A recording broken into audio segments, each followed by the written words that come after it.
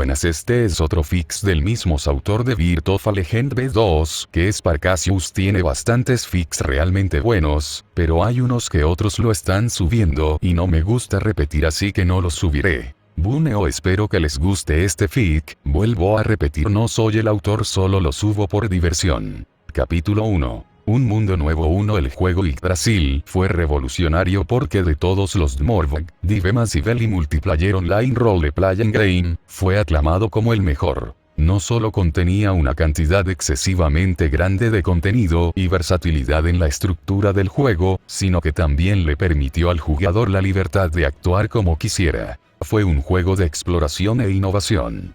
Los jugadores pueden elegir entre una plétora de clases, razas, magias, habilidades y habilidades sin tener en cuenta las sanciones futuras que involucren dichas clases debido a un sistema de nivelación único.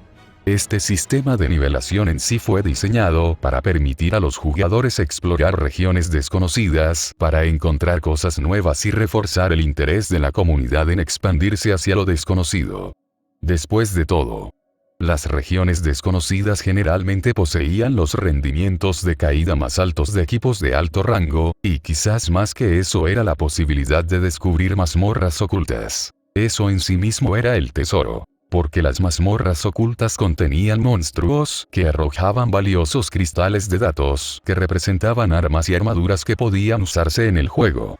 Incluso hubo una bonificación del 10% en cofres del tesoro para los buceadores de mazmorras por primera vez de una mazmorra recién descubierta. No obstante, incluso si se encontraran estas mazmorras, algunas eran extremadamente difíciles de limpiar, y mucho menos para que un gremio o grupo lo hiciera por sí mismo. Este punto fue el mismo incluso para los super guilds con miembros sobresalientes. En cuyo caso, el concepto de raid bosses tomó todo su apogeo. Se necesitarían innumerables jugadores para derrotar a un raid boss, e incluso entonces, es posible que no puedan hacerlo. Los raid bosses, en particular, generalmente se generaban en sus propios entornos de jefe y eran asistidos por enjambres de secuaces, o simplemente eran increíblemente poderosos y podían enviar spam continuamente a sus habilidades. Cuando se encontraban jefes tan difíciles en el juego, generalmente se los llamaba enemigos del mundo. Solo el número de jefes que podrían atribuirse a esta categoría superaba los 32. Sin embargo, por extraño que parezca, ese número aumentaba constantemente para sorpresa incluso de los desarrolladores de juegos, que no podían entender lo que posiblemente estaba sucediendo. Era cierto que los propios desarrolladores habían ocultado una cierta cantidad de otros jefes de tipo raid que aún no se habían encontrado, pero estos nuevos raid bosses, como los denominaron los jugadores y la comunidad de jugadores, no estaban en el programa original de Yggdrasil. Yggdrasil tenía 9 mundos separados que representaban los reinos de la mitología nórdica, y dentro de estos reinos surgieron repentinamente nuevas mazmorras y raid bosses. El santo reino de Camelot en Asgard, la tierra de las sombras en Midgard. Había literalmente uno para cada reino, y si a un reino le faltaba uno, la mayoría de los jugadores simplemente especulaban que aún no se había encontrado la mazmorra en particular. Fue solo después de meses de intentar buscar un mal funcionamiento del programa en el juego que los desarrolladores se dieron cuenta de algo sorprendente. Las nuevas mazmorras y raid bosses fueron hechos por jugadores. Sin embargo, era difícil de creer incluso si Yggdrasil permitía a los jugadores diseñar y crear personajes libremente. Después de todo, no existía tal característica que permitiera a un jugador crear algo tan absurdamente poderoso como un raid boss y una mazmorra. La única forma sería si el jugador pudiera comprender completamente el verdadero guión del juego y alterarlo como si fuera un plano. Sin embargo, este guión en el juego no era algo de acceso público. Solo los desarrolladores poseerían tal privilegio, ya que eran ellos los que decidían sobre nuevos jefes y expansiones. Aún así, con la comunidad de jugadores exigiendo una explicación y los desarrolladores no dispuestos a admitir que algún jugador pudo haber comprometido su juego, las nuevas mazmorras y raid bosses se expresaron como simples paquetes de expansión en una actualización posterior. Por lo tanto, solo los desarrolladores sabían que había un jugador en Yggdrasil capaz de alterar el juego. En general, no se habrían detenido ante nada para localizar a este jugador y expulsarlo, pero los jefes y las mazmorras recién generados estaban obteniendo unos ingresos absurdamente altos. A veces, ni siquiera era el desafío de estas mazmorras lo que atraía a los jugadores, sino los diseños realistas de los jefes creados. Eran hermosos, incluso impresionantes. Muchos jugadores incluso desafiaron la mazmorra solo para ver las caras de los jefes. Llegó al punto en que algunos incluso se encapricharon y comenzaron a atacar a jugadores serios que querían matar a los jefes por sus gotas. Independientemente de las discusiones activas en la comunidad del juego, los desarrolladores tuvieron que admitir que este misterioso jugador agregó más profundidad a su juego. Por lo tanto, dejaron de lado sus esfuerzos para localizar a este jugador y simplemente le permitieron su libertad, ya que este jugador no estaba poniendo en peligro su juego en lo más mínimo.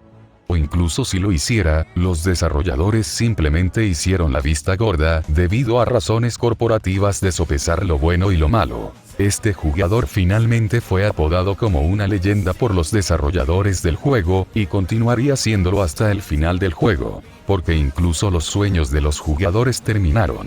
Y también lo hizo Yggdrasil, el juego que inició la revolución estilística. El mundo de la realidad virtual era algo que Shirou nunca consideró que podría aliviar el dolor que sentía en su corazón, pero mientras permanecía allí mirando la imagen especular de la mujer que amaba, fue suficiente. Era una copia idéntica de Saber, Arturia Pendragon, de la noche de todos esos años atrás. Para su expresión refinada y su elegante armadura azul, todo estaba allí. No permitiría un solo defecto, y esto fue lo que lo hizo utilizar el análisis estructural cuando Yggdrasil se lanzó por primera vez para permitirse una amplia gama de personalización. El análisis estructural en primer lugar permitió a un mago analizar la composición estructural de un objeto. Como su cuerpo físico estaba en contacto con el DVGR for Virtual Reality, no fue demasiado difícil acceder a la programación almacenada en su interior. Esto solo le otorgó el acceso y los privilegios que necesitaba para crear los NPC antes que él. Además de Arturia, había varios otros que había transportado a su residencia en el juego antes de que los desarrolladores de Yggdrasil cerraran el juego. Eran los otros NPC que había creado y programado usando los recuerdos de sus personalidades almacenados dentro de sus armas. Era una capacidad suya que se derivaba de la naturaleza misma de su hechicería, Tracing.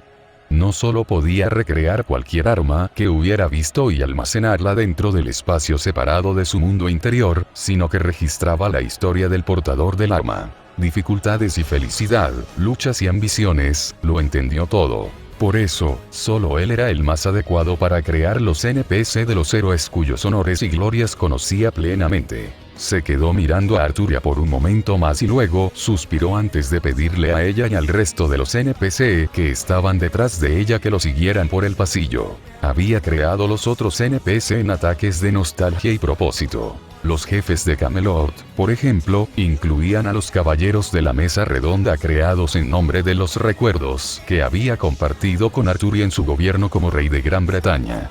Incluso si era solo un juego, quería recrear la gloria del recuerdo que Arturia tenía de la ciudad santa de Camelot y sus fieles caballeros. Era solo que no esperaba que los jugadores asumieran que ella era la jefa de una mazmorra y comenzaran a atacar.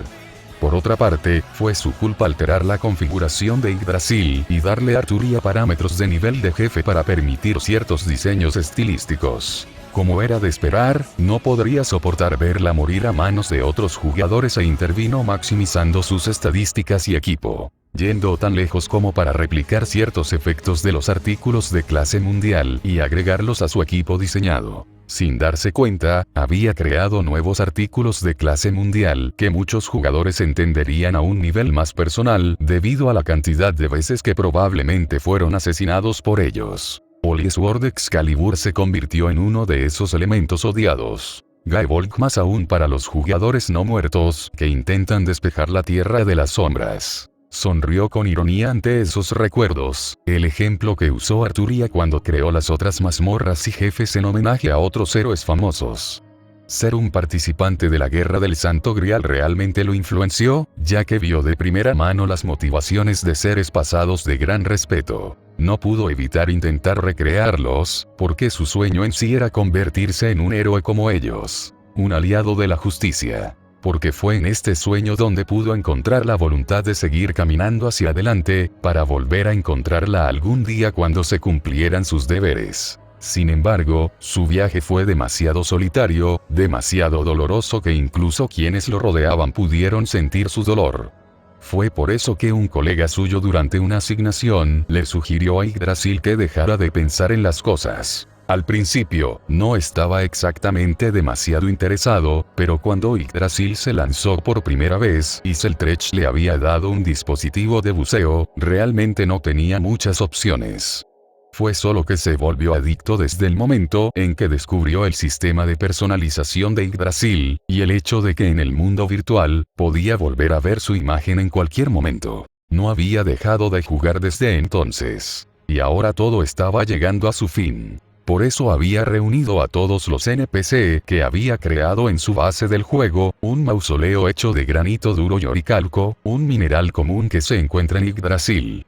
El interior del mausoleo tenía un espacio amplio con un altar en el medio en el que solía descansar mientras miraba a los NPC que había dedicado días de tiempo y esfuerzo a crear. Al filo de la medianoche, sería desconectado por la fuerza cuando Yggdrasil cerró oficialmente.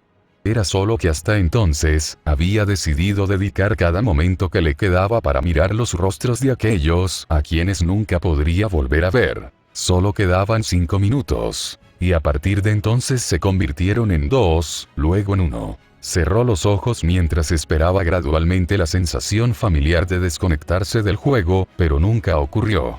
En cambio, sus cejas se fruncieron con agitación cuando sintió una ola de energía rodeándolo a él y al medio ambiente. ¿Magia? Sus ojos se abrieron de inmediato, tratando de evaluar qué había ocurrido exactamente. Originalmente no era un jugador, sino un mago que caminaba junto a la muerte. Por lo tanto, era muy sensible a la magia, ya que era conocido por otro nombre en la comunidad de los magos, el segundo asesino de magos. No podía contar cuántas veces había sido perseguido activamente por otros magos contratados por familias prominentes, pero fue suficiente para desarrollar un sexto sentido. Algo grande había ocurrido, y él estaba involucrado inadvertidamente en eso. Su mirada escaneó los alrededores, y fue entonces cuando se dio cuenta por primera vez de que no se había desconectado de Yggdrasil. Todo seguía igual. Se sintió confundido sobre el asunto, pero estaba seguro de que algo había ocurrido. Fue entonces cuando se dio cuenta. Todos los ojos mirándolo, las expresiones faciales ya no se establecen en píxeles de datos planos. Su respiración se entrecortó, su mente se quedó en blanco. Incluso en Yggdrasil era inaudito que los jugadores o NPC tuvieran cualquier tipo de expresión facial. Fue simplemente porque las expresiones faciales y la inteligencia artificial no fueron compatibles debido a la falta de tecnología. Entonces, ¿cómo fue posible que los NPC que estaban frente a él lo miraran con tanto fervor? No importaba. Lo que hizo fue que su atención estaba completamente concentrada en la mujer frente a él. Una mujer de rasgos refinados y ojos del color del verde azulado más profundo. Sus labios se separaron, su boca dijo las palabras que él no había sabido en años mientras su cuerpo temblaba. Las palabras que una vez le dijeron antes. La línea que una vez había incluido en su configuración. Arturia lo miró a la cara. Su expresión revelaba su sinceridad por una respuesta que ya sabía pero que preguntaría de todos modos. Te pregunto, ¿eres mi maestro? Descargo de responsabilidad. No soy dueño de Fate Overlord. Gracias por leer. La próxima actualización será el Holy Man of the Church cree que en un par de días. Patreon.com/Parcasius. Capítulo 2. Ciudad Santa Camelot. Prólogo estaba aturdido incluso después de que ella había hablado, y solo cuando su expresión cambió de preocupación, se dio cuenta de que estaba temblando. Tragó, obligando a su cuerpo a detenerse inmediatamente, pero incapaz de calmar la tormenta dentro de él. Desde que Saber se había desvanecido al final de la Quinta Guerra del Santo Grial, nunca había renunciado a su promesa. La buscó, sabiendo que sus esfuerzos fueron en vano, pero lo hizo de todos modos con la esperanza de un milagro. Como tal, había trabajado incansablemente, ahogándose en los ideales por los que había luchado sin dejar de ser resuelto. Yggdrasil solo había sido un medio para ayudarlo a sobrellevar la situación al ver su forma física nuevamente, pero ahora, al ver la vida en sus ojos y al escuchar la claridad de su voz, estaba comenzando a imaginar que ella realmente estaba allí. Pero fue imposible. Ya se había resignado a la esperanza de que eventualmente se encontraran en la próxima vida, y sin embargo. Maestría. Una mano se colocó sobre su hombro, lo que lo obligó a salir de sus pensamientos para mirar directamente a un par de ojos verde azulado claros. La preocupación dentro de ellos lo trajo de regreso a la noche en que los había visto por última vez. Estoy bien, negó con la cabeza, reprimiendo las emociones y entrando en un estado de trabajo. Le guste o no, había cosas que tenía que entender, y perderse en las emociones que brotaban de su interior no le serviría de nada en este momento. Además, Arthur ya no era el único en la habitación. Numerosas miradas se centraron en él. Algunos indiferentes, otros amigables, pero la mayoría de ellos tenían expresiones que desmentían sus sentimientos internos. Gradualmente se volvió cauteloso, pero enfocó su expresión para permanecer neutral.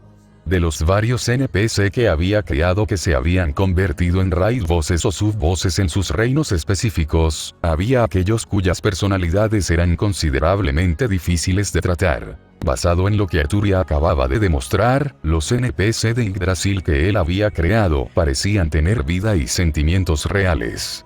No eran de ninguna manera similares al mero script y cubos de datos que habían sido antes, y aquí es donde pueden ocurrir los problemas. Si uno tuviera vida y la fuerza de pensamiento, tendría el poder de tomar sus propias decisiones y elecciones.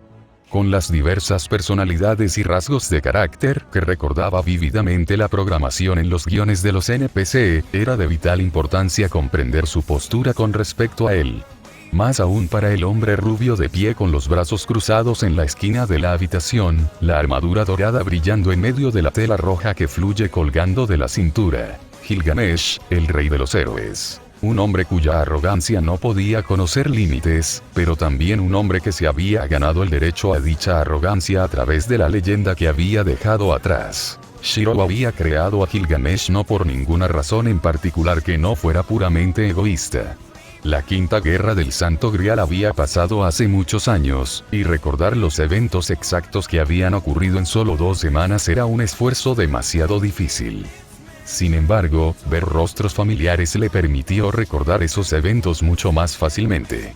La base era exactamente la misma que ver el rostro de un conocido con el que no se había conocido durante cierto tiempo y recordar de repente toda la información relacionada con esa persona. Esta fue la premisa exacta detrás de la creación de Gilgamesh, así como las otras de la quinta guerra del Santo Grial. Solo cuando los había creado en Yggdrasil, no esperaba que se animaran. Afortunadamente, la expresión de orgullo en el rostro de Gilgamesh se suavizó cuando otro individuo le dio un codazo a un lado. Este hombre tenía un largo cabello verde suelto que se rayaba en la frente y vestía un sencillo vestido blanco. Enkidu, el único amigo de Gilgamesh y un Shiro individual, solo tuvo la oportunidad de comprender después de vislumbrar las cadenas almacenadas dentro de la puerta de Babilonia. Fortaleció su expresión mientras se tomaba una última vez para inspeccionar a los que estaban frente a él antes de hablar. ¿Quién soy yo para todos ustedes? Tenía que estar seguro de sus puntos de vista, incluso si eso significaba hacerles una pregunta que les hiciera fruncir el ceño. Sin embargo, al final, la respuesta fue la misma incluso para las personas más arrogantes de la sala. Tú eres mi maestro, fue la respuesta. Después de todo, por todo lo que se dijo y se hizo, era innegable que él había dedicado tiempo y esfuerzo para hacerlos. Él era su creador y, como tal, su lealtad y nivel de vínculo con él ya estaban en cierto punto, sin que él tuviera que trabajar incansablemente para lograrlo. Shiro suspiró aliviado de inmediato, entendiendo que la peor situación no ocurrió. Solo él sabía lo difícil que habría sido si los que estaban frente a él se volvieran desagradables. Si la mecánica de juego exacta de Yggdrasil se transfirió a cualquier esta situación, entonces había una razón por la que algunos de los NPC que se encontraban actualmente en la sala tenían títulos como enemigo del mundo. Gilgamesh, el jefe tramposo de Babilonia of the Flowing Sand en Jotunheim fue un excelente ejemplo. Shiro había equipado a Gilgamesh con su nombre, la puerta de Babilonia, en la que tenía una copia de todos los objetos del mundo disponibles en Yggdrasil dentro de su bóveda. Todos ellos. Las palabras no pueden describir cuán dominado fue eso en Yggdrasil. Sin embargo, para entender por qué, primero habría que entender el significado de los objetos del mundo. En resumen, eran los elementos más poderosos y legendarios de Yggdrasil capaces de cambiar el equilibrio del juego en sí. El hecho de que Gilgamesh los tuviera a todos había llevado a muchos jugadores a maldecirlo incluso mientras dormían. Los foros solo siempre estuvieron llenos de frustraciones de diferentes jugadores. Hubo numerosos relatos sobre cómo Gilgamesh podía aplastar a un grupo de 100 hombres con un simple movimiento de espada. Para empeorar las cosas, cuando los jugadores intentaron prepararse para su mazmorra, no había garantía de que Gilgamesh usara el mismo objeto del mundo. Estaba volviendo locos a los jugadores. De todos los raid bosses en Yggdrasil, Gilgamesh fue el único que quedó invicto con solo unos pocos encuentros cercanos. La única razón que impidió que los desarrolladores de juegos reales de Yggdrasil intervinieran en el asunto fue que Gilgamesh era extremadamente imperioso. Si un grupo ni siquiera podía cumplir con sus estándares, ni siquiera se molestaría en llamar un objeto del mundo y en su lugar usaría algo más en su tesorería. Por lo tanto, el método óptimo para derrotar al jefe de Babilonia era enfrentarlo con los elementos de nivel más bajo y confiar solo en la habilidad de un jugador, pero era más fácil decirlo que hacerlo. Babilonia se consideraba una mazmorra de alto nivel y desafiarla con un equipo mediocre era difícil. De las diferentes razas en Yggdrasil, las razas heteromórficas tenían la clara ventaja en este caso, ya que independientemente de los elementos que llevaran las razas heteromórficas, el desdén en los ojos de Gilgamesh siempre era obvio. Quizás la principal razón de este desdén fue la idea de sacar un tesoro de su bóveda por un limo o un esqueleto. Como tal, muchos jugadores heteromórficos generalmente se unieron para desafiar la mazmorra. El gremio heteromórfico, Ainz o Algon, era el más ambicioso ya que sus miembros estaban más cerca de derrotar al jefe. Por lo tanto, derrotarlo no fue técnicamente imposible, solo inimaginablemente difícil para los jugadores de tipo humanoide que componían la mayoría en Yggdrasil. Pero la recompensa valió la pena. Los propios desarrolladores insinuaron que el paquete de expansión de Gilgamesh en Yggdrasil era un medio para que los jugadores obtuvieran un artículo mundial garantizado una vez completado. Al insinuarlo, se convirtió en una explicación razonable de la dificultad de Gilgamesh, ya que los objetos del mundo eran extremadamente difíciles de obtener. Aparte de Gilgamesh, había otros enemigos del mundo presentes en la habitación, pero ninguno de los que Shirou tenía que preocuparse realmente porque sus personalidades eran mucho más amigables. Soltó un suspiro, los pensamientos daban vueltas mientras los demás en la habitación comenzaban a murmurar entre sí. Estos eran todos los NPC que se había tomado el tiempo y el esfuerzo de crear y verlos así hizo que su sentimiento aumentara incluso con solo Arturia. Sin embargo, lo único que le preocupaba era una pregunta deslumbrante. ¿Eran las mismas personas que él conocía o eran solo las representaciones de la programación y las historias que había creado? Mirando los ojos y la expresión realistas de Arturia, no era una pregunta para la que quisiera saber la respuesta en este momento. Además, ahora mismo necesitaba pensar sin distracciones. Regresaré, dijo secamente, haciendo que los demás en la habitación simplemente asintieran. Entonces ten cuidado, dijo Arturia amablemente. Nunca es malo ser demasiado cauteloso. Respondió, moviéndose hacia la salida de la habitación y hacia la tenue luz que brillaba desde afuera. Una vez que salió de las paredes del mausoleo y supo que estaba realmente solo, la calma en sus ojos finalmente dio paso a su confusión y esperanzas internas. Al mirar a su alrededor, el espeso dosel de árboles y la ladera de la montaña donde se alojaba el mausoleo que había creado, comprendió que el mundo mismo había cambiado. El sonido de los roedores corriendo y los pájaros graznando resonó en el bosque, la escena una vez más era demasiado realista para haber sido algo que Yggdrasil fuera capaz de crear. Con un solo movimiento practicado, un dedo se movió en el aire, tirando hacia abajo de la conocida pantalla de Yggdrasil, un pequeño panel lleno de opciones en el juego. Y, sin embargo, no había ninguna opción de cierre de sesión disponible. Frunció el ceño, incapaz de comprender la totalidad de la situación, pero tenía suficientes experiencias sobrenaturales para no dejar que la confusión estropeara su juicio. Aparte de los sucesos relacionados con sus NPC creados, había otra preocupación evidente que tenía cuando se lanzó al bosque en busca de un claro aislado. La magia de Yggdrasil también se transfirió, o solo tenía su propia hechicería en la que confiar. No estaba seguro y por eso había tomado una acción decisiva, dando sus primeros pasos en una tierra en el Nuevo Mundo que actualmente estaba dividida en dos facciones. El norte y el sur separados por una gigantesca bahía que formaba un aulateral. Era el territorio de lo que se conocía como el Reino Santo de Roble, el reino de la doncella de la Sagrada Espada. Gracias por leer. Patreon.com/Parcasius. Capítulo 3. Ciudad Santa Camelot.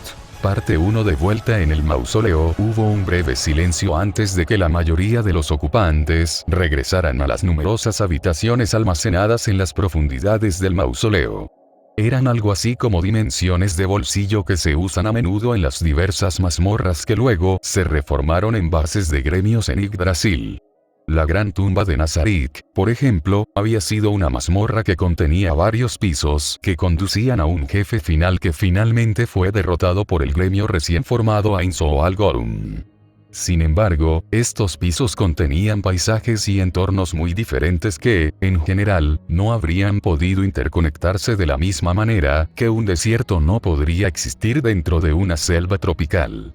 Por supuesto, Yggdrasil era un juego que podía permitir tal cosa, pero los entornos generalmente estaban representados por diferentes cristales de datos. En este nuevo mundo al que todo parecía haber sido transferido, estos diferentes cristales de datos que representaban diferentes entornos, cambiaron a diferentes dimensiones que se encuentran dentro del mausoleo. De los numerosos NPC que alguna vez estuvieron en la habitación, solo unos pocos decidieron quedarse atrás. Sus brillantes armaduras y sedas decorativas llamaban la atención en la habitación brillantemente iluminada. Su Majestad, una fila de caballeros dio su saludo formal a Arturia, el Raid Boss del Reino Santo de Camelot. Miró en su dirección, pero no prestó demasiada atención ya que sus pensamientos aún estaban enfocados en las tumultuosas emociones que habían cruzado los ojos de Shirou. Según su programación, generalmente era una persona tranquila y serena que se esforzaba por construir un reino por el bien de los demás.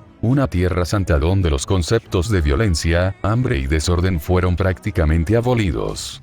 Como tal, sabía dónde estaban sus convicciones y motivaciones y, sin embargo, cuando vio su rostro, por un momento, descubrió que se estaba formando un vacío en su corazón. Era un sentimiento de pérdida y un anhelo que no podía explicar por mucho que lo contemplara. Sus labios se fruncieron, una arruga formándose en su frente mientras inconscientemente miraba en la dirección de la entrada del mausoleo, esperando ver su regreso. Sin embargo, todo lo que la recibió fue un pasillo silencioso. Cerró los ojos, controló sus emociones y las dejó a un lado temporalmente. «Bedivere», gritó suavemente en el silencio. «¿Tú también lo viste?» Uno de los caballeros que saludaron inmediatamente reaccionó a la llamada. Un hombre con cabello rubio largo y recogido, que llevaba una armadura plateada que no combinaba con el cuero y el acero. Este hombre se llamaba Bedivere, y los otros que estaban a su izquierda y derecha eran Lancelot, Mordred, Gawain, Galad, Tristán y Agravain, los subjefes de la ciudad santa de Camelot en Yggdrasil.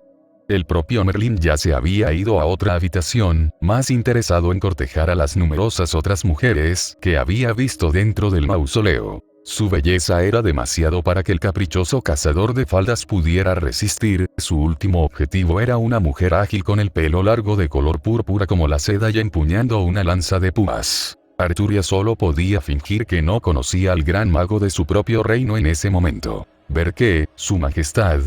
Bedivere respondió desconcertado, frunciendo el ceño, creyendo que se había perdido algo sustancial. No fue el único como Lancelot y el resto comenzó a pensar de manera similar sobre el asunto.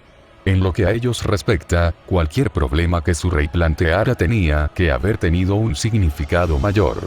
Al ver la reacción de Bedivere y el resto de sus caballeros, Arturia decidió simplemente guardar las observaciones que había hecho para sí misma por el momento. Si no viste nada, también está bien, cerró los ojos, antes de abrirlos de nuevo para ver a Agravain arrodillado ante ella seguido por sus otros caballeros. Sus cejas se movieron con sorpresa, pero la experiencia le permitió mantener su expresión neutral. Pido disculpas en nombre de nuestra negligencia, dijo Agravain después de un momento. Era un hombre con rasgos faciales severos y cabello negro azabache que enmarcaba su rostro hasta los hombros. Ver la sinceridad y la lealtad en su mirada nunca había dejado de tranquilizar a Arturia en sus acciones como rey. Levántate, Agravain, dijo Arturia gentilmente mientras colocaba una mano sobre la armadura teñida de oscuro de Agravain antes de hacer un gesto a todos. Y el resto de ustedes también. No hay necesidad de disculparse por algo que fue demasiado sutil para ser notado. De hecho, Arturia estaba convencida de que había sido la única que había visto la confusión interna de su maestro debido a su proximidad y, sin embargo, rápidamente se demostró que estaba equivocada cuando una voz ruidosa resonó detrás de ella. ¿Estás hablando de la tristeza en la mirada del pretor?, dijo la voz. Estos ojos míos me asombran incluso a mí mismo. Arturia se puso rígido por un momento y realmente sintió una sensación de alivio. Si era ella misma quien había visto la expresión de Shirou, entonces, ¿quién podía decir que no había estado viendo cosas en el calor del momento? Aunque estaba segura de lo que había visto, no había podido plantear el asunto con Shirou antes de que se fuera. Aún así, ¿por qué las expresiones de sus caballeros eran actualmente tan rígidas? Mejor aún, porque se ruborizó en sus caras hasta el punto en que Agravain gruñó antes de desviar la mirada.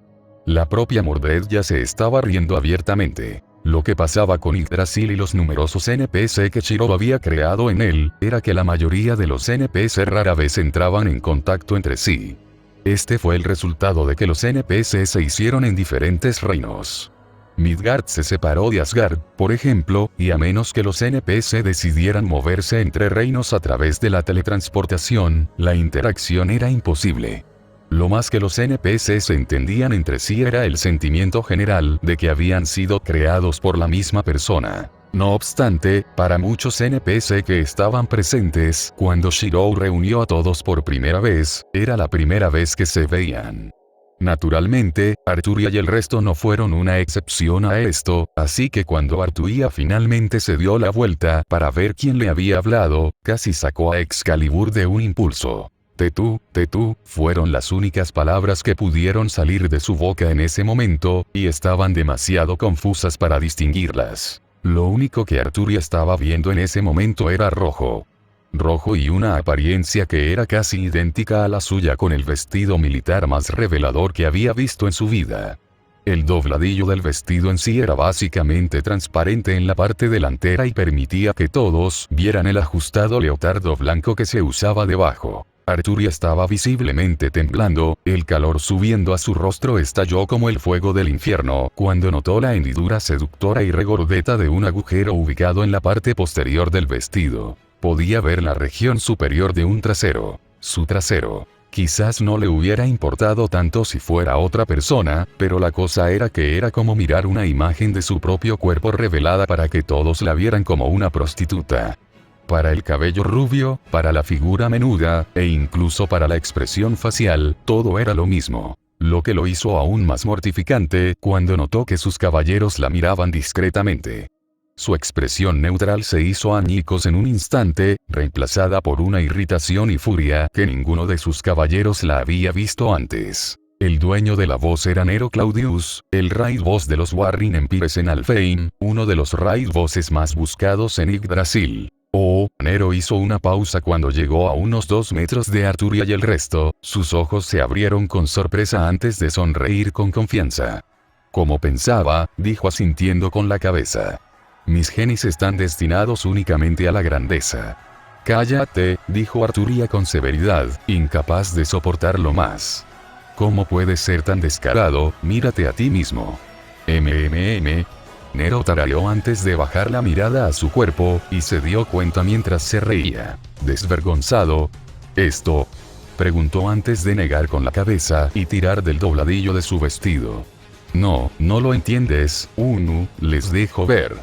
Nero giró sobre sus pies, sus tobillos actuando como pivotes en el suelo, mientras una ráfaga de viento y pétalos rojos se soltaban de sus manos, flotando en el suelo como una escena de primavera. Soy Nerón Claudio, la flor de Olimpia, emperatriz de Roma, presentó Nerón con grandiosidad. Y tú, mi pariente lejano, también debes ser alguien de reputación. ¿Qué comandantes militares de aspecto tan galante tienes? Nero luego comenzó a inspeccionar a Lancelot y al resto mientras caminaba alrededor de ellos. Arturia se fue aturdido por la presentación de Nero. En la historia y la memoria que Arturia tenía sobre sí misma, el Imperio Romano era uno del que incluso ella había oído hablar. El gran imperio que alguna vez estuvo en el centro del mundo y que posee una tierra mucho más grande de lo que Gran Bretaña podría esperar abarcar. De hecho, Gran Bretaña había sido una vez parte del Imperio Romano, por lo que la suposición de Nerón sobre su parentesco está lejos de ser injustificable. Solo que, no se suponía que Nerón, emperador de Roma, era un hombre. Por otra parte, se suponía que el rey Arturo también era un hombre. Cuanto más pensaba en ello, más se parecía a ella que Nero. Sin embargo, Arturia se negó a reconocerlo cuando una vez más se sorprendió mirando el atuendo de Nero. Sin decir palabra, se quitó el manto azul que fluía y trató de cubrir a Nero con él, solo para que Nero rechazara su gesto. ¿Por qué debe esconderse la grandeza? Nero preguntó simplemente en respuesta a la creciente frustración de Arturia. Fue entonces cuando Nero examinó a Arturia con los ojos entrecerrados. Ya veo, así que hubo algunas diferencias, suspiró. Interrogación de cierre. Arturia no tenía idea de a qué se refería Nero, pero una parte de ella ya sabía que no le gustaría la respuesta, más aún cuando notó la lástima en los ojos de Nero. Aquí, Nero señaló su rostro, una sonrisa floreciendo en él en comparación con la calma constante de Arturia. Y aquí, luego señaló su pecho, los picos gemelos sobresalían de un cuello en U abierto. Mira, Nero sonrió. Completamente diferente. Aún así, la comparación solo engendra celos, mi pariente lejano. No obstante, anímate, al menos también debes tener un gran trasero. Hubo un silencio, antes de que la risa de Mordred estallara en el amplio espacio del mausoleo, solo que por alguna razón, el resplandor de la habitación se había transformado en motas de luz amarilla. Nero dio un paso atrás, pero no sintió que hubiera dicho nada malo incluso cuando la espada en las manos de Arturia brilló con intención asesina. Zarcillos de luz y energía sagrada estaban comenzando a extenderse de la forma de Arturia en ondas parecidas a la arena. Dame una razón para no matarte. La voz que habló estaba lejos de la voz paciente del principio. En cambio, fue mordaz y cortante. Sin embargo, Nero se había enfrentado a numerosos adversarios en su vida, y esta no era la primera vez que sentía tal opresión. Por lo tanto, sonrió antes de responder. Estábamos discutiendo sobre el pretor, dijo, volviendo al tema que nos ocupa. Arturia se congeló por un momento, pero a regañadientes guardó su espada cuando se dio cuenta de que Nero tenía razón, y era ella quien había terminado cambiando las cosas. ¿Tú también lo viste?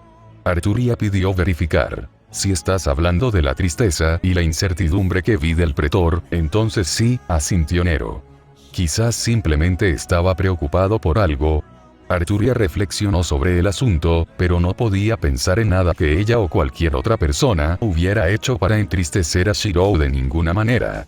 Al final, su silencio fue lo suficientemente revelador. Ella no lo sabía y no sacaría conclusiones apresuradas. Nero se cruzó de brazos, frunciendo el ceño. Si ni siquiera usted lo sabe, entonces es mejor dejar el asunto, decidió Nero. En cambio, es mejor encontrar alguna manera de aliviar las cargas del pretor. Nero miró hacia los frondosos árboles que podía ver desde la entrada abierta del mausoleo y se detuvo. Y creo que este artista conoce un camino. Arturia arqueó una ceja, usando todo su autocontrol, para filtrar el atuendo de Nero lejos de su visión. ¿Puedes ver los árboles? Nero dijo. En los imperios guerreros en Alfheim, el paisaje siempre había sido campos fluidos y colinas onduladas. De hecho, habló Lancelot. Era un hombre que vestía una armadura plateada de color púrpura y tenía el pelo muy corto en la parte superior. Incluso el paisaje de Camelot era diferente a este. Sin embargo, ambos están perdiendo el punto, reprendió Arturia. ¿No recuerdas que el maestro nos trajo a otro lugar desde donde residíamos generalmente? Es la razón por la que pudimos ver a todos los demás que creó el maestro. Lancelot guardó silencio, sabiendo que las palabras de su rey eran la verdad. Sin embargo, Nero era diferente, continuó. Si ese es el caso, entonces ¿por qué parecía que el pretor tampoco conocía el área? Nero cuestionó. Había estado observando a Shirou desde el momento en que dejó el mausoleo y había visto la forma en que se detuvo con incertidumbre antes de entrar en el bosque. ¿No sería mejor si exploramos el área por delante? Como monarca gobernante, debes saber la importancia de asegurar la ubicación antes de descansar. Esta es claramente la razón por la que el gran pretor salió primero, pero no sabemos el peligro él puede enfrentar. El maestro siempre fue muy considerado. No sería una sorpresa que se enfrentara al peligro en nuestro lugar, dijo Tristán pensativo, haciendo que toda el área se quedara en silencio. No importa en qué NPC Shirou hubiera trabajado, todos entendieron la diligencia y el cuidado que había puesto en hacerlos. Más aún para Arturia, que podía recordar lo enojada que había estado Shirou por ella cuando los primeros jugadores comenzaron a atacarla y a llamarla jefa. Como se esperaba del pretor, Nero sonrió radiante. Es verdaderamente digno de mi admiración. Diciendo eso, Nero comenzó a caminar hacia la dirección de la entrada del mausoleo, con la intención de ayudar a Shirou en su esfuerzo actual. Arturia y los demás, sin embargo, dudaban. Recordaron que Shirou había dicho que volvería, insinuando que simplemente lo esperaran. Cuando Nero vio su indecisión, hizo una pausa antes de decir algo bastante simple. Es un honor para él que sus sirvientes se muevan por su bien y beneficio, sí, dijo Nero antes de darse la vuelta y mirar a Arturia directamente a los ojos. ¿Es por eso que prefieres quedarte aquí, o prefieres ayudar a explorar allá afuera? Dicho esto, Nero se fue rápidamente sin decir una palabra más y desapareció entre los árboles. Arturia se quedó inmóvil por un momento, sus caballeros la miraron en busca de instrucción. Y, sin embargo, no dijo nada hasta que pasó otro momento. Por alguna razón u otra, una parte de ella le estaba diciendo que su amo no solo era un tipo de hombre cariñoso, sino también un tipo de hombre imprudente. Una imagen de una noche lejana apareció en su mente, una de violencia y sangre, y un tonto que intervendría en una pelea que ni siquiera se acercaba a su calibre. Quiero pelear a tu lado. Su corazón pareció desgarrarse en ese momento, una sensación de urgencia echando raíces dentro de ella. Hizo una mueca cuando algo en su propio ser pareció estallar, pero no le importó. En cambio, cuando las palabras de Nero resonaron en su cabeza, eligió por una vez renunciar a su propia lógica como rey y actuar sobre las emociones dentro de ella. Ella quería ayudar. Y eso es exactamente lo que haría. El reino santo de Roble era un reino dividido entre sus habitantes del norte y del sur a través de una gran bahía que dividía las áreas. Era una U lateral con las partes norte y sur ubicadas en extremos opuestos de la U. Esto creó una barrera natural que mantuvo el equilibrio de las dos facciones del reino y permitió una paz tentativa. Sin embargo, tal paz solo se logró debido a niveles similares de poder militar. Si un lado alguna vez tuviera una ventaja sobre el otro, no habría duda de que se produciría un conflicto. Los acontecimientos recientes ya habían revelado la tensa relación entre el norte y el sur cuando el norte eligió a Cal Cabezares, una princesa del reino santo de Roble como la primera reina santa. Los habitantes del sur protestaron contra esta repentina proclamación ya que el príncipe Caspón, el príncipe mayor, era más adecuado para la posición a sus ojos. Después de todo, el príncipe Caspón era el primogénito y el legítimo heredero del trono. Los rumores que estaban comenzando a difundirse sobre el príncipe Caspón renunciando voluntariamente a su derecho de nacimiento no importaban. Lo que hizo fue el hecho de que el norte ignoró todas las voces de protesta y discusión formal del sur y siguió sus agendas. Solo ayudó que Calca fuera generalmente bien recibida en el norte debido a su amabilidad, intuición y el apoyo de los hermanos Custodio, uno de los cuales era incluso miembro de los 9 colores, el más fuerte del reino santo de Roble. Naturalmente, el sur se vio obligado a enfurecerse porque sus fuerzas militares eran aproximadamente iguales a las del norte, donde residía la mayoría de la familia real. Además, una guerra civil era algo que ni el norte ni el sur deseaban debido a la naturaleza de sus vecinos. Las tribus en guerra de los semi-humanos de Avalon Hills, un área llena de páramos y colinas onduladas que se encuentran entre las fronteras de la teocracia Slane, uno de los principales reinos humanos. Los habitantes del Reino Santo de Roble siempre percibieron a los semi-humanos como una amenaza. Los demi-humanos no solo eran en general más capaces físicamente, sino que cada uno poseía habilidades y magias únicas reservadas únicamente para su raza. El ejemplo más reciente en la historia del Reino Roble fue la invasión de Srush, una raza demi-humana con lenguas venenosas y ventosas en sus manos. Fue la razón principal por la que los Srush pudieron pasar por alto la gran muralla construida alrededor del Reino Santo para mantener alejados a los demi-humanos. Atrapados sin preparación, numerosos ciudadanos del Reino Santo murieron antes de que los Srush fueran finalmente obligados a retroceder y se implementaran nuevas tácticas defensivas. Aún así, las nuevas defensas no eran infranqueables, y ni las facciones norte ni sur del Reino Santo deseaban desperdiciar sus fuerzas de reserva en la guerra ante la improbable posibilidad de que ocurriera otra brecha por parte de los semi-humanos. Como tal, las tensiones se mantuvieron altas después de que Calcabezares fue instituida como la primera reina santa, lo que condujo a la situación actual. En el sur, controlado principalmente por la aristocracia y las familias nobles, las luchas internas ya habían comenzado a ocurrir incluso antes de la elección de Calca. El poder y la autoridad eran las únicas cosas que parecían importar a los ojos de la aristocracia, y muchos que buscaban una mayor influencia deseaban anexarse una nobleza más pequeña o debilitada. Tal era el concepto de codicia y ambición. Si el norte pudiera elegir una nueva reina santa e ignorar el derecho de nacimiento del príncipe Caspón, entonces el sur podría levantar una figura única para oponerse al gobierno y las políticas de la nueva reina. Una figura que decide quién entre la aristocracia tenía más dominio e influencia. Simplificado, era el noble quien controlaba la mayor parte de la tierra, las fuerzas y el apoyo de los demás. Sin embargo, ¿qué noble no se enorgullecía de no creer que era el más digno de liderar el sur solo? Por lo tanto, incluso si el norte veía al sur actualmente como una colección pacífica de nobles oponiéndose a ellos, las corrientes subterráneas del sur estaban lejos de ser tranquilas. Vincent Verfert sería el primero en aprobar tal descripción. Era un hombre con el cabello largo y suelto de un rubio sucio recogido en una cola de caballo que le caía más allá de la parte baja de la espalda y poseía la gracia natural de un noble. Porque su línea familiar fue una de las primeras en establecerse desde el comienzo de la fundación del Reino Santo de Roble hace casi 2 siglos. El emblema de la lanza cruzada y la espada cosidos en el manto que colgaba de las correas de los hombros de sus atuendos de casa actuales eran prueba suficiente de su identidad en el Reino Santo. Un duque, dueño de una porción sustancial de tierra llena de sus súbditos. Sin embargo, este emblema era la raíz actual de su miseria. Después de él, se fue por ese camino.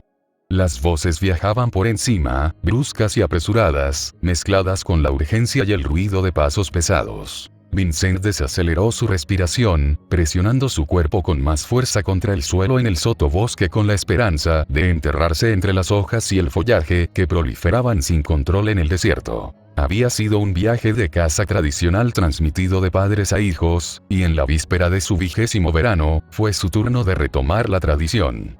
Para cazar un tipo especial de animal que se encuentra en el desierto que bordea los límites del norte.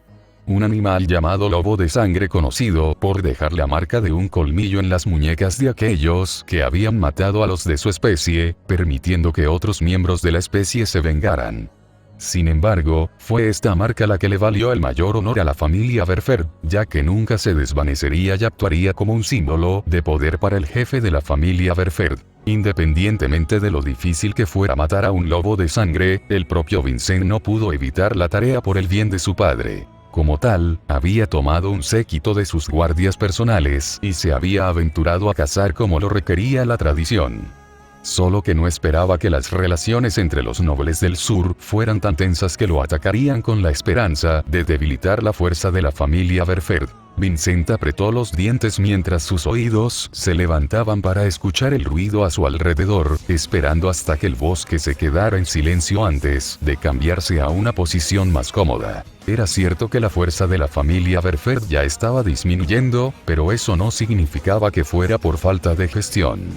En cambio, fue el resultado de los tiempos cambiantes y la desgracia de la familia con respecto a los herederos capaces. Sin embargo, este no era exactamente un punto en el que Vincent quisiera pensar en este momento, ya que lo consideraba lo suficientemente seguro como para inspeccionar sus alrededores. Su séquito de guardias se había separado hacía mucho tiempo y probablemente fueron derrotados y asesinados por el enemigo. Su expresión se volvió sombría, de luto por la pérdida de quienes habían estado a su lado desde la adolescencia. Lo odiaba. El hecho de que fue arrastrado a todo esto. En primer lugar, la familia Berferd ya había planteado su postura sobre los problemas relacionados con la otra nobleza en el reino de Roble del Sur. No participarían y simplemente esperarían hasta que se llegara a una conclusión, sin importar cuánto tiempo tomara. Sin embargo, la familia Berferd poseía una parcela estratégica de tierra que actuaba como zona de amortiguamiento entre la aristocracia sureña hostil de un lado y la aristocracia del otro. Su tierra era vital para inclinar las mareas a favor de cualquier bando y, en consecuencia, la familia Berferd había descuidado este tema. Después de todo, la familia Berferd era una familia que luchó junto a la Santa Doncella original del Reino Santo de Roble. El caballero Valkyrie empuñando la espada sagrada que luchó contra las deidades malignas que aniquilaron reinos y civilizaciones enteras. Había ciertos ideales y creencias férreas que se solidificaron en la familia. Un concepto llevado por la Holy Maiden mucho después de que ella desapareció junto con su Holy Sword. Los juramentos de caballería. Un código de honor transmitido en la memoria a través de la línea de la familia Berferd. Una forma de vivir en virtud de la confianza y la fe. Las familias nobles del sur habían jurado dejar a la familia Berferd fuera de las luchas políticas, y fue por tradición que la familia Berferd les creyó plenamente. A pesar de la situación actual de Vincent, ni una sola vez le dio la espalda a los valores con los que fue criado, porque creía en las historias del pasado que le contaba su abuelo. Seguir siendo un campeón del bien y derrotar al mal y al injusto. Cree en uno mismo y en los que te rodean. Vincent se puso en pie con dificultad y jadeó de cansancio, pero rápidamente se alejó cojeando con la esperanza de escapar. Los hombres que lo habían estado persiguiendo durante la última hora todavía estaban en el área, y cualquier posibilidad que tuviera de sobrevivir dependía de su capacidad para enviar un mensaje a su padre. Le dolían los pies, las botas de cuero que llevaba no hacían mucho para detener el dolor de las ampollas, que le enviaban agudas sensaciones de escozor por todo el cuerpo. Y, sin embargo, perseveró hacia adelante, confiando principalmente en la intuición y la posición del sol en el cielo para trazar la dirección a seguir. Pasaron los minutos, el suave sonido de pies crujiendo contra el suelo resonando en todo el dosel del bosque. Antes de que Vincent se diera cuenta, sintió una aguda sensación de peligro que lo obligó a disparar hacia el suelo. Una flecha pasó por encima, teñida de veneno y clavándose en la corteza del árbol detrás de él. ¡Cobardes!, gritó, sacando su espada de su cintura. No era una magia o una espada sagrada utilizada por los paladines y los caballeros, sino una de acero y fabricación normal. Sal y lucha si quieres matarme. ¿De qué te sirve esconder tus rostros, como hacen los pequeños asesinos por tus honores? Vincent estaba furioso. El silencio, nada más que el sonido de las hojas que caían, hizo que Vincent entendiera por qué los enemigos estaban siendo tan precavidos. Existía un riesgo si Vincent veía los rostros de sus agresores y luego lograba escapar de alguna manera. Era cierto que a Vincent lo perseguían antes, pero según la vestimenta y la personalidad de sus perseguidores, en el mejor de los casos eran bandidos contratados. Sin embargo, este arquero estaba claramente entrenado y debía estar afiliado a otro noble. No tomarían riesgos innecesarios. Vincent se encorvó en una combinación de fatiga e impotencia. ¿Por qué?, terminó preguntando. Por el honor de tu señor, se hizo un juramento. Lo romperás tan descaradamente y sin culpa. Esta vez, Vincent escuchó el sonido distintivo de una respiración. Honor. Culpabilidad. La voz que habló fue engreída y de alguna manera, fue capaz de emitirse desde varios lugares a la vez. Posiblemente el resultado de una magia de nivel 1 de tipo transmisión. ¿Crees que esas tradiciones valen algo en estos días? La ambición y el progreso son lo único que importa, y los resultados pueden justificar los medios. Silencio. Juramentos y promesas. La voz comenzó cuando resonó el sonido distintivo de una flecha colocada. Las creencias y virtudes de los tontos. Adiós Lord Verferd. La flecha se soltó, la punta de metal envenenado se agrandó rápidamente a la vista de Vincent, pero se quedó quieto, incapaz de hacer nada en su amargura. El reino santo de Roble, como lo describieron sus antepasados, debería haber sido un reino de justicia. De Olimaiden, un ejemplo que debería haberse utilizado para ejemplificar el carácter adecuado, y no dividirse en muchas otras enseñanzas como la Orden del Paladín. ¿Dónde estaba la justicia de la que había hablado su abuelo? ¿Dónde estaba el reino ideal de las masas? ¿Por qué fue que todo lo que vio en su vida fue una traición tras otra? Las preguntas llenaron su mente, pero al final, se dio cuenta de que no le importaba. Viviría y moriría por los valores que había apreciado desde su juventud. Se resolvió a sí mismo cuando la flecha se acercó, pero inesperadamente, se detuvo justo antes de que le atravesara el ojo, una mano armada la agarró por el eje. Como pensaba, una voz suave entró en sus oídos, tranquila y reconfortante, un aura de magia azul pálido exudando hacia afuera como una antorcha. Ya no puedo ver esto. Gracias por leer. Patreon.com/Parcasius